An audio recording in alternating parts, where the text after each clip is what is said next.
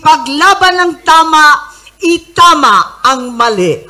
Napakadaling maghusga ng kasamahan. Napakadali magtututuro sa kapwa. Napakadali pala na nakawin ang kalayaan ng isang matanda at may sakit. Napakadaling magsuot ng kapangyarihan at gamitin ito sa pansariling kapakinabangan.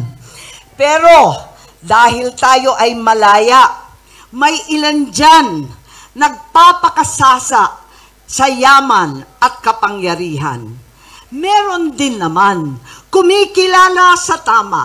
Samahan ninyo ako na tayong lahat sa likod ni VP Inday Sara Duterte ay maninindigan para sa bayan, para sa konstitusyon, para sa ating bansa.